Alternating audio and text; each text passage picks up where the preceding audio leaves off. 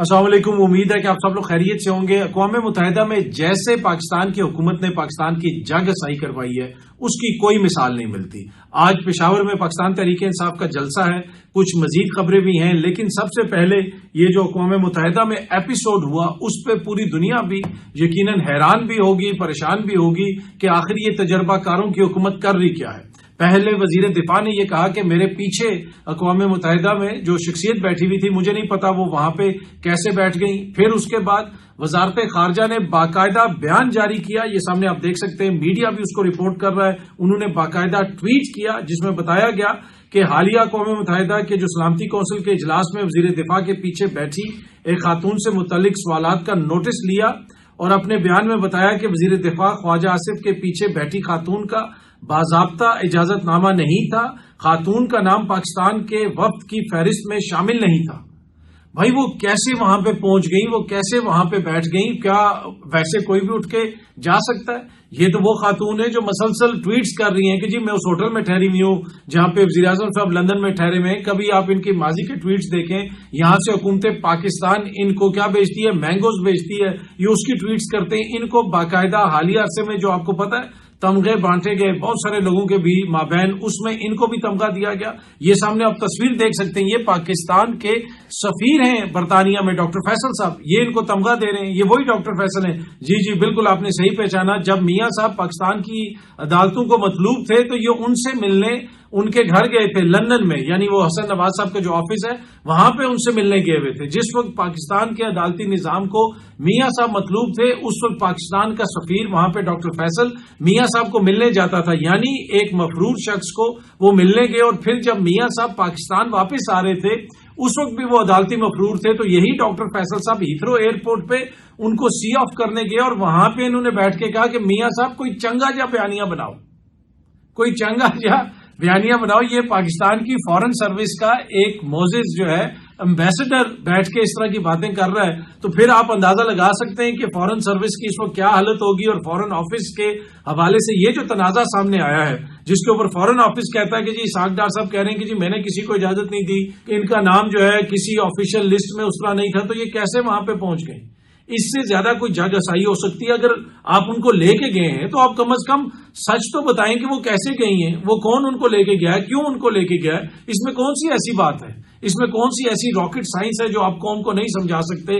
ہر طریقے سے بس اس کو کور کرنے کی کوشش کی جا رہی ہے۔ میرے خیال میں اس پہ انکوائری ہونی چاہیے۔ جس قسم کا بیان پاکستان کی فورن آفس نے، پاکستان کے فورن آفس نے دیا ہے اس کے اوپر تو اقوام متحدہ میں بھی انکوائری ہونی چاہیے کہ کیسے ایک شخصیت جو ہے وہ پاکستان کے وفد کے ساتھ وہاں پہ پہنچ گئی، وہاں پہ وہ بیٹھی ہوئی تھی اور یہ اس سے لاتعلقی کا اظہار کر رہے ہیں۔ فورن منسٹر صاحب بھی لاتعلقی کا اظہار کر رہے ہیں، وزیر دفاع بھی لاتعلقی کا اظہار کر رہے ہیں۔ کیا اس سے زیادہ پاکستان کی جگہسائی ہو سکتی ہے؟ یہ تجربہ کاروں کی حکومت ہے، یہ اتنے تجربہ کار ہیں کہ ان کو یہی نہیں پتا کہ ان کے وفد میں کون شامل ہے، وہ وہاں پہ کیوں بیٹھا ہوا ہے۔ اب ہوا یہ ہے کہ ان کی کوئی پرانی ٹویٹس وغیرہ اسرائیل کے حوالے سے سامنے آئی ہیں، اس کے بعد سے یہ سارے کوئی ادھر بھاگ رہا ہے، کوئی ادھر بھاگ رہا ہے، کوئی بھی اس کے اوپر اونرشپ لینے کے لیے تیار نہیں ہے کہ یہ کس کا فیصلہ تھا۔ اور جن کو انہوں نے سلیکٹ کیا اس میں کیا پتا فورن آفس ملوث تھا یا پی ایم آفس ملوث تھا یا جو بھی اس میں شامل تھا، مجھے نہیں پتا، ڈیٹیل سامنے آئیں گی تو پتا چلے گا۔ کیا ان کو اتنا نہیں پتا تھا کہ ماضی میں وہ کیا ٹویٹس وغیرہ کرتی نہیں؟ اس کے اوپر تھوڑی سی تحقیق کرنے کی ضرورت نہیں ہے؟ اگر آپ پاکستان کے وزیر اعظم کے ساتھ کسی کو بھیج رہے ہیں، آفیشیل ٹرپ کا اس کو حصہ بنا رہے ہیں، کیا اس کے حوالے سے تھوڑی سی تحقیق کرنے کی ضرورت نہیں؟ ویسے وہاں سے دیگر جو تصاویر آ رہی ہیں اور جو انٹلیکچوئل وہاں پہ پہنچا ہوا ہے اور جو شخصیت وہاں پہ پہنچی ہوئی، اگر آپ ان کی بھی ٹویٹس دیکھ لیں تو آپ کہیں گے کہ سلام ہے جناب اس پورے سیٹ اپ کو جو اس موقع کے اوپر ان سب کو ساتھ لے کے گئے ہوئے ہیں، یا تاثر یہ دے رہے ہیں کہ یہ سارے ہمارے ساتھ ہیں۔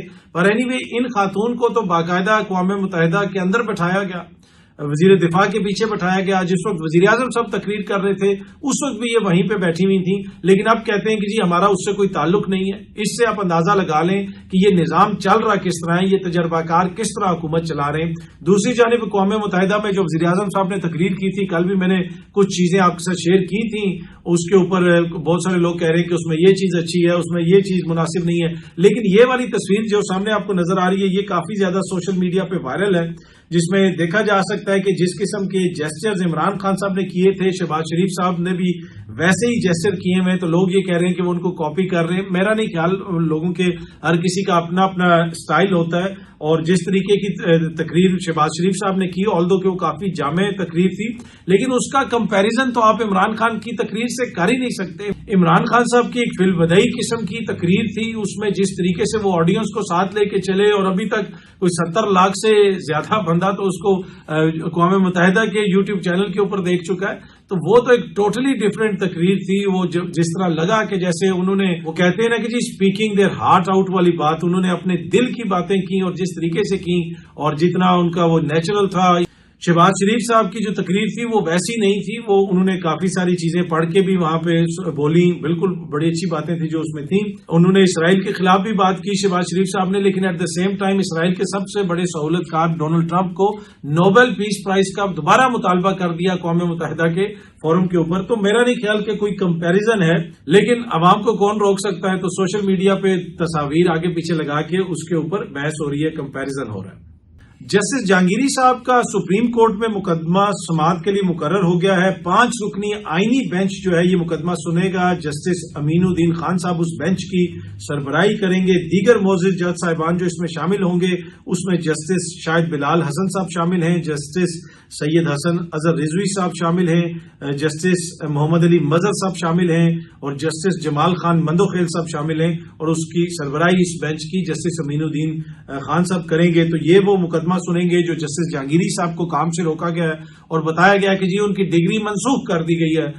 پہلے یہاں پہ خبر آتی رہی کہ جی جعلی ڈگری ہے، جعلی ڈگری ہے، اس قسم کے دعوے کیے گئے، لیکن بعد میں پتا چلا کہ جی ڈگری تو اصلی ہے، اس کو منسوخ کیا گیا۔ جعلی ڈگری کوئی منسوخ کرتا ہے؟ جعلی ڈگری کو تو منسوخ کرنے کی کوئی ضرورت نہیں ہوتی۔ اب ایک وکیل بھی، انہوں نے بھی کسی کو انٹرویو دیا، غالباً طارق متین صاحب کو انٹرویو دیا، میں ایک چھوٹا سا کلپ دیکھ رہا تھا، انہوں نے بتایا کہ جی 80s میں جب جسٹس جہانگیری صاحب اس کالج میں پڑھتے تھے، میں بھی ان کا کلاس فیلو تھا، میرے ساتھ تھے وہ وہاں پہ، اور انہوں نے لا بھی وہاں پہ پڑھا اور امتحان بھی دیا تھا۔ تو اب دیکھتے ہیں کہ معزز عدالت کا جو آئینی بینچ ہے سپریم کورٹ آف پاکستان کا، وہ اس کے اوپر کیا کہتا ہے۔ یہ سامنے آپ دیکھ سکتے ہیں ٹویٹ مریم بی بی نے کیا ہوا ہے ایکس کے اوپر، ٹویٹر کے اوپر، جس میں انہوں نے لکھا ہوا ہے newly created counter narcotics force Punjab has record. انہوں نے بتایا کہ 120 kg جو ہے اس میں منشیات برآمد ہوئی ہیں، جن کی منزل، یعنی ان منشیات کی منزل جو ہے وہ تعلیمی ادارے تھے، اسٹوڈنٹس کے مابین یہ منشیات بیچنی تھیں، اور یہ newly created counter narcotics force جو ہے اس نے یہ آپریشن کیے۔ اب وہاں پہ پیرا بھی بن گئی ہے پنجاب میں، CCD بھی ہے، یہ نارکوٹکس کی بھی ایک نئی فورس بن گئی ہے۔ ہر چیز میں جو ہے ایک نیا ادارہ سامنے آ رہا ہے۔ کیا پرانے سارے ادارے جو ہیں وہ کام نہیں کر رہے؟ کیا ایشو ہے؟ اس لیے کہ بڑا عرصہ تو وہاں پہ نون لیگ کی حکومت رہی، بزدار صاحب تو بیچ میں کچھ عرصہ کے لیے آئے تھے، باقی وہ سارے ادارے کدھر گئے؟ وہ کام کیوں نہیں کر رہے؟ لیکن ہر چیز کے اندر ایک نئی چیز کریٹ کر دی جاتی ہے کہ جی یہ وہ فورس ہے جو مریم بی بی نے کریٹ کی، اور لہٰذا یہ بڑا بہترین کام کر رہی ہے۔ اور پھر یہ جو کریڈٹ کی یا ایک طرح سے پوائنٹ سکورنگ کی جنگ ہے، اس میں ہم دیکھ رہے ہیں کہ پیپلز پارٹی والے اور نون لیگ والے آمنے سامنے ہیں، ایک دوسرے کے اوپر کافی زیادہ تنقید ہو رہی ہے۔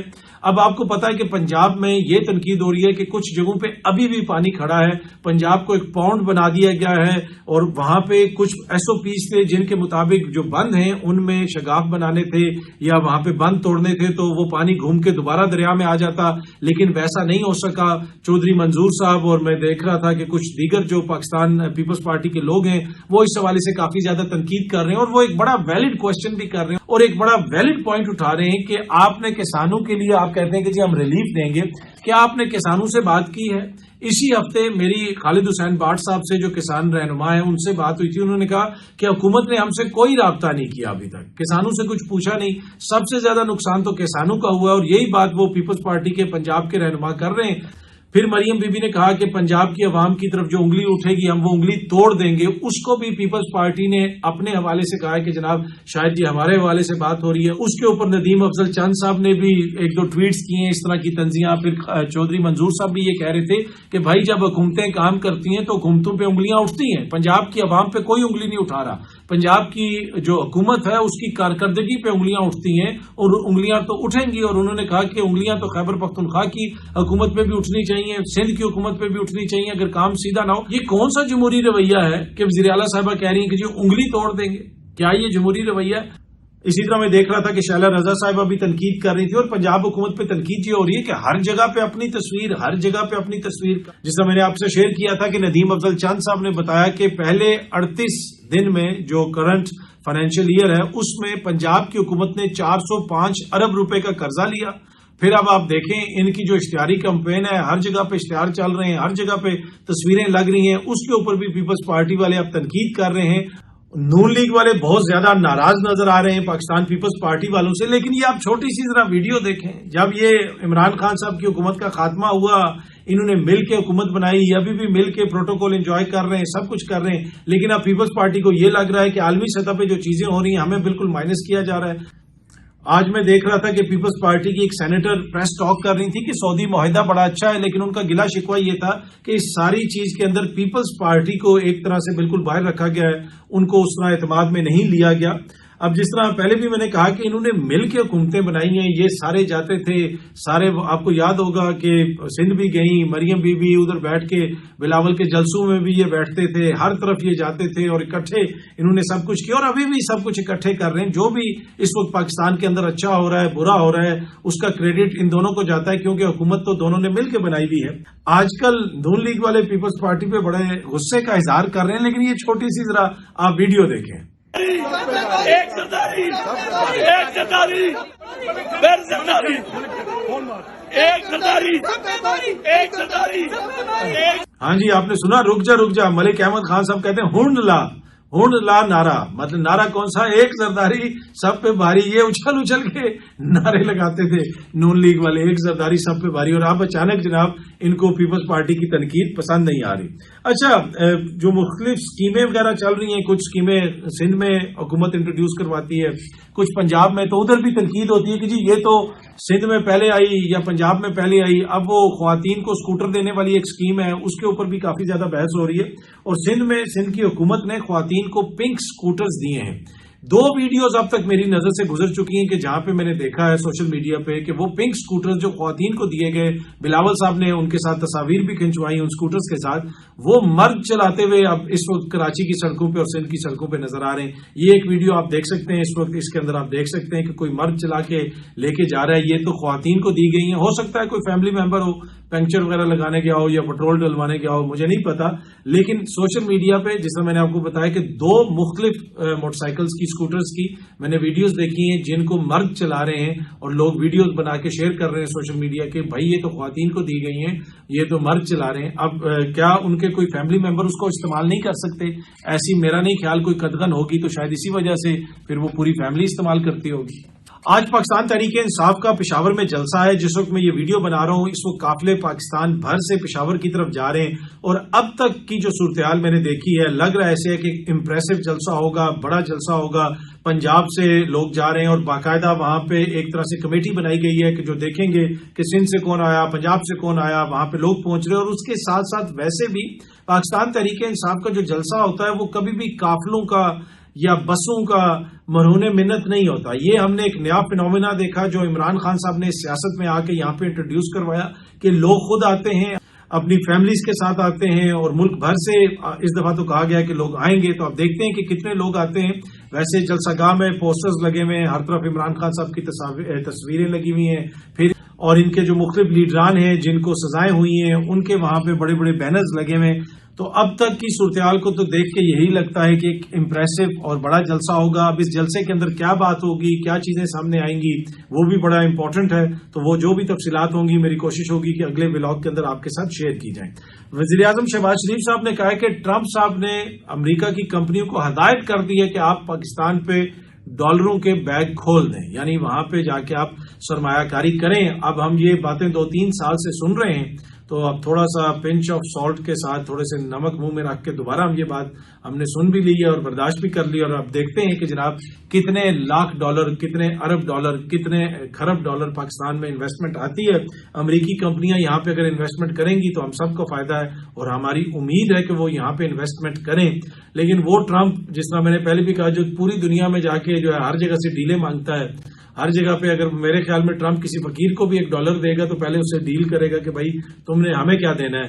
तो वो अमेरिकी कंपनियों को जो हदायत दे रहा है कि पाकिस्तान आके वो करें, तो पाकिस्तान से वो क्या चाहता है।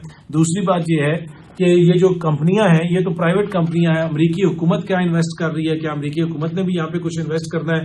اب تک تو ٹرمپ نے یہ کیا ہے، جو غریبوں کو خیرات وغیرہ ملتی تھی یو ایس ایڈ پروگرام کے تحت دنیا بھر میں، ٹرمپ نے تو وہ بھی بند کر دی ہے۔ تو ٹرمپ سے کچھ ملنا وہ کوئی اتنا آسان نہیں ہے، لیکن اب دیکھتے ہیں کہ مختلف سیکٹرز کے اندر جو امریکہ کی پرائیویٹ کمپنیاں ہیں وہ کیسے انویسٹ کرتی ہیں اور کتنی انویسٹمنٹ آتی ہے۔ اب کہا جا رہا ہے کہ جی سعودی عرب سے بھی انویسٹمنٹ آئے گی اور امریکہ سے بھی انویسٹمنٹ آئے گی۔ اگر یہ دونوں انویسٹمنٹس آ جاتی ہیں تو پھر تو یقیناً پاکستان کی معیشت کے اوپر کافی زیادہ مثبت اثر پڑے گا، لیکن کس سیکٹرز میں یہ انویسٹمنٹ آئے گی، کب تک یہ انویسٹمنٹ آئے گی؟ اور جس طرح میں نے پہلے بھی عرض کیا کہ اتنی دفعہ انویسٹمنٹ کی بات ہوئی ہے کہ اب تو وہ تھوڑا سا یقین کرنا جو ہے لوگوں کے لیے شاید تھوڑا سا مشکل ہوتا ہے، لیکن یقیناً اگر حکومت کی ذمہ دار شخصیات ایسے دعوے کر رہی ہیں، ایسی باتیں کر رہی ہیں تو یقیناً انویسٹمنٹ تو پھر آنی چاہیے۔ اب دیکھتے ہیں کہ کب تک آتی ہے۔ ایران نے برطانیہ، جرمنی اور فرانس سے اپنے سفیروں کو واپس بلا لیا ہے۔ آپ کو پتا ہے کہ ایک میکنزم ہے جس کے تحت ایران کے اوپر پابندیاں لگائی گئیں، جو جوہری ڈیل والا سارا معاملہ چل رہا تھا۔ اب اس میں ایک دفعہ پھر ان ممالک نے وہ جو پابندیاں ہیں ان کو ایک طرح سے فعال کیا ہے، اور جس کے جواب میں ایران نے ان تینوں ممالک سے اپنے جو سفراء ہیں، اپنے جو سفیر ہیں، ان کو واپس بلا لیا۔ پاکستان کے کچھ سیلرز جو ہیں وہ یمن میں پھنسے ہوئے تھے گزشتہ چند دنوں سے، اور بار بار اس طرح کی خبریں آ رہی تھیں، سوشل میڈیا پہ ویڈیوز وغیرہ بھی آ رہی تھیں، یہ سامنے آپ دیکھ سکتے ہیں۔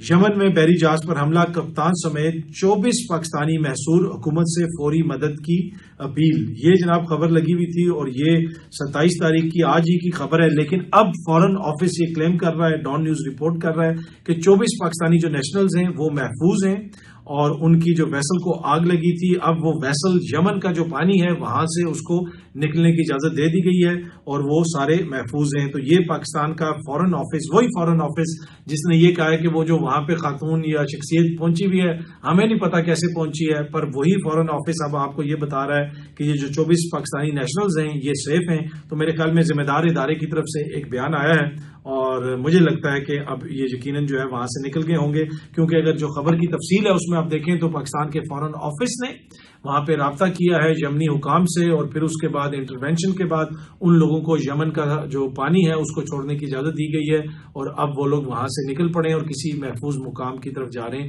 تو امید ہے کہ جو بہت جلد جو ہے یہ لوگ کسی محفوظ مقام پہ پہنچ جائیں گے، اور جس طرح فورن آفس نے بتایا کہ 24 پاکستانی نیشنلز جو ہیں وہ سیف ہے اور ساؤنڈ ہیں، اور ہم امید کرتے ہیں کہ جلدی اپنے پیاروں کے ساتھ ان کی ملاقات بھی ہو جائے گی۔ بہت جلدی آپ سب دوستوں سے دوبارہ ملاقات ہوگی۔ Thank you very much.